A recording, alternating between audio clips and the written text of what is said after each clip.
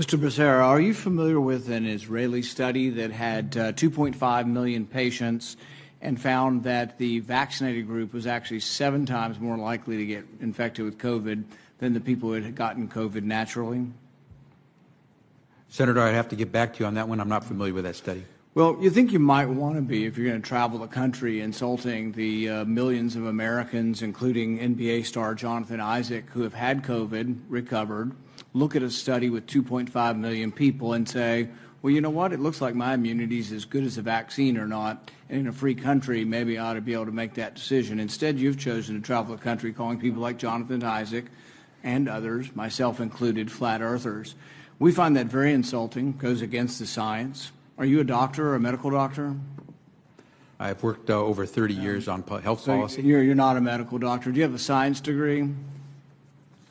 And yet you travel the country calling people flat earthers who have had COVID, looked at studies of millions of people, and made their own personal decision that their immunity they naturally acquired is sufficient.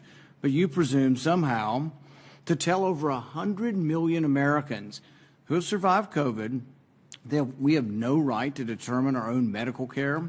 You alone are on high, and you've made these decisions, a lawyer with no scientific background, no medical degree. This is an arrogance coupled with an authoritarianism that is unseemly and un-American.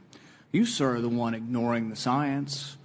The vast preponderance of scientific studies, dozens and dozens, show robust, long-lasting immunity after COVID infection. Even the CDC does not recommend measles vaccine if you have measles immunity. The same was true for smallpox. But you ignore history and science to shame the flat earthers, as you call them. You should be ashamed of yourself and apologize to the American people for being dishonest about naturally acquired immunity.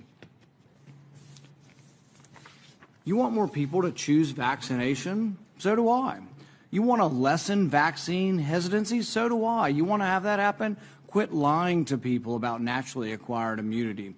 Quit lording it over people, acting as if these people are deplorable and unwashed. Try persuasion instead of government cudgels. Try humility instead of arrogance. Try freedom instead of coercion. But most of all, try understanding that there's no more basic medical right than deciding what we inject into our bodies.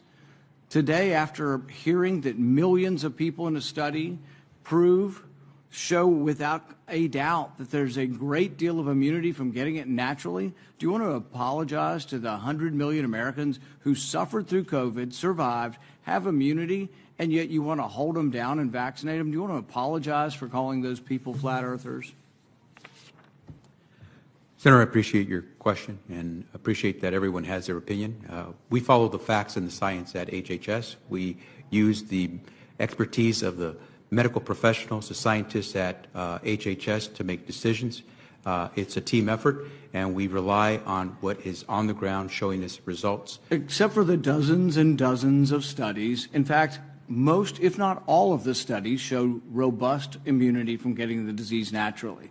The CDC says if you've had measles and have immunity, you don't have to be vaccinated. The same was true of smallpox. You're selectively doing this because you want us to submit to your will.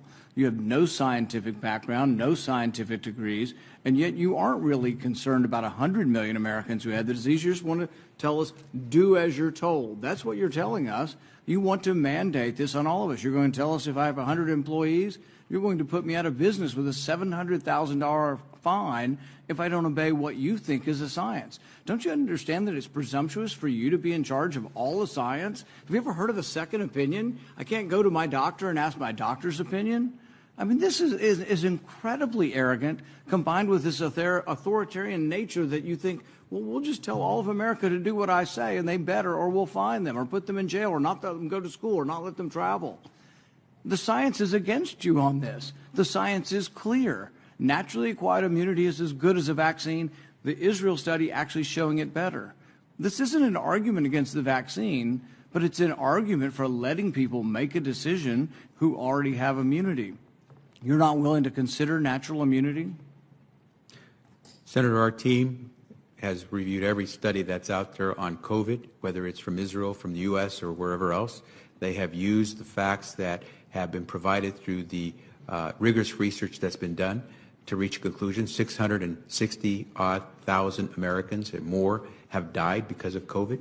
We're trying to do everything we can to save as many as possible.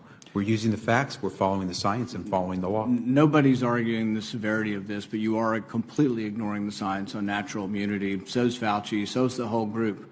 You're just ignoring it because you want submission. You want everybody just to submit to your will, do as you're told, despite the evidence, the large body of scientific evidence that says naturally acquired immunity does work, is an important part of how we're all going to recover from this. So's the vaccine. But when you add them together, we're at a much different place than if you ignore them. 100 million Americans, by conservative CDC estimates, have had the disease. 200 million or more now have been vaccinated. It's a good thing. Combined together, it's how the disease is. Nobody wants to get the disease. We're not advising anybody to get the disease. But if you're unlucky enough to get it, think of the nurses and doctors and orderlies who all bravely took care of COVID patients.